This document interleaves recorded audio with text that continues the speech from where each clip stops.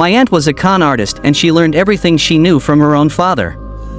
Although he never pulled off any big schemes, he always had enough to get by in life and never got caught, which he was very proud of. His guiding principle was to not stand out. If you don't draw attention to yourself, you won't get caught.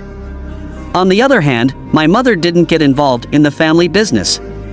Instead, she got into religion and married an accountant. It sounds like a joke, but it's true. My father was great at helping me with my math homework, while my colorful maternal relatives kept their distance from me throughout my childhood. My parents were afraid they might lead me down the wrong but interesting path in life. However, Aunt Cassie managed to enter my life. Thanks to her psychology degree, she was considered a bit more respectable than the other maternal relatives, but she didn't use her ability to understand people in the way she was taught at university. Aunt Cassie was a fortune teller.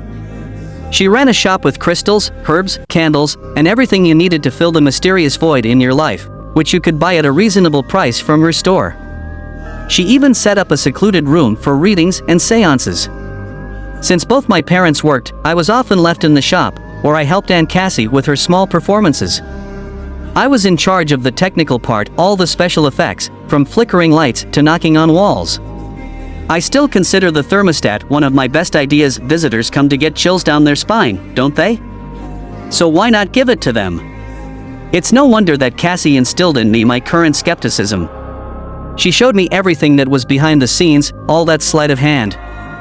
We watched daytime talk shows about psychics and magicians, and Cassie explained every action to me, how to create the appearance that you know more about a person than you really do, how to spot a shill in the audience, and much, much more. After one particularly convincing episode, I asked a question that naturally came to me: could anything shown on the screen be real? Even just a little bit? After all, there is still so much unknown in the world. But my aunt's answer was categorical. The dead don't speak, kiddo. Anyone who says otherwise is trying to fool you. She said it so confidently that I immediately believed her. Aunt Cassie worked with everyone who came to her, and there was only one client she refused. I remember he was old, bald, and hunched over. He took off his hat when he entered the shop and kept squeezing it in his hands as he spoke. I also remember that as soon as Cassie saw him, she immediately tensed up. The old man said he worked in a prison, in the death row unit. He was responsible for executing the most heinous criminals on the planet.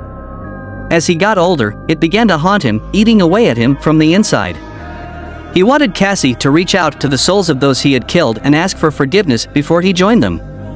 In response, Aunt Cassie had a grand tantrum, and I had never seen her so angry.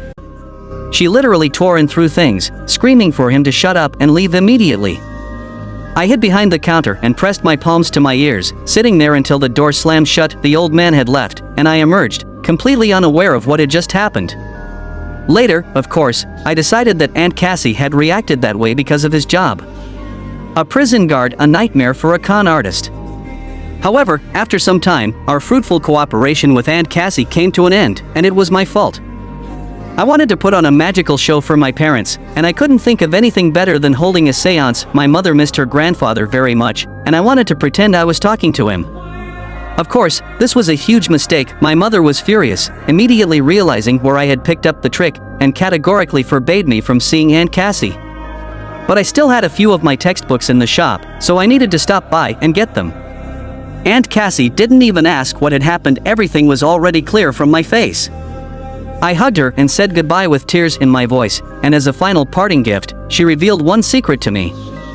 In our family, little one, there is a curse that is passed down like a relay race. I pray to any gods that it does not pass to you when I die. After that, we didn't speak for 9 years.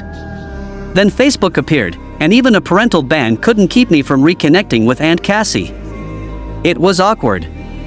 Cassie's business was struggling, and she was diagnosed with schizoid disorder, which cost her her business.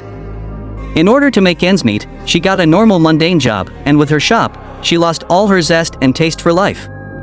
One day, I came home and found a message on the answering machine that made my heart sink. I love you, little one. Remember what I told you. I called her number, barely holding back tears. No one answered. I dialed again and again and again. I was too devastated to tell my mom. The police did it for me the next day. A traffic accident. Drunk driver. The funeral was like a blur for me. Relatives whom I had never seen in person filled the church. I sat between my mom and dad in the front row and puzzled over the last phrase Aunt Cassie had said to me. What was I supposed to remember? We followed the hearse to the cemetery in absolute silence.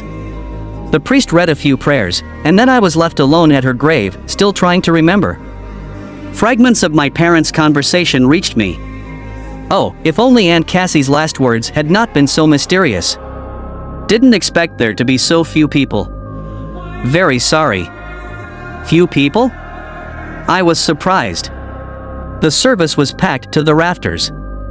I turned to argue, and then it finally hit me. Behind my parents was a whole crowd, all standing and looking straight ahead, but for my parents, they might as well not have existed.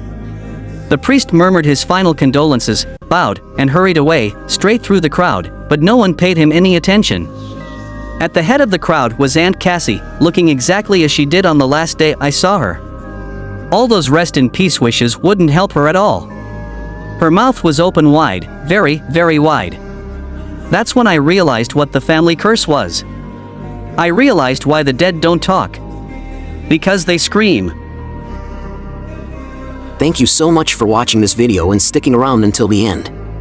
If you enjoyed this story, make sure to give it a thumbs up and hit that subscribe button to never miss out on future content. And if you want to be notified every time we upload a new video, don't forget to hit that bell icon as well. Your support means the world to us, and we can't wait to share more spooky tales with you. Until next time, sweet dreams.